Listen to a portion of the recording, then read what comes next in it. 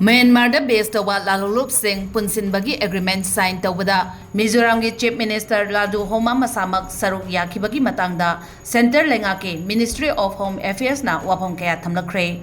Handak Myanmar gi Lalulup Singh amata oina Punsinbagi agreement signed taunabagi thauram ama Mizoram da pangthokhibaga loinana Mizoram gi CM Masa Saruk Yakiba adugi matangda Center Lengak na pakum pireduna foreign policy da state government na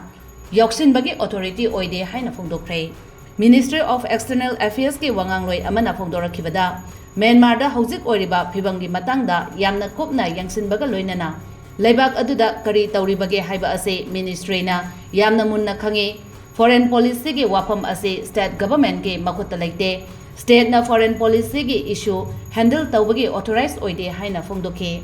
Loinana Myanmar da hojik oiriba security ki fibam maru oina junta military amasung rebel groups singa border area da yamna nakna khut thokna bana India government na security ki fibam kupna yangsile haina Ministry of External Affairs ke wangangloi asina makhata na phongdorakle.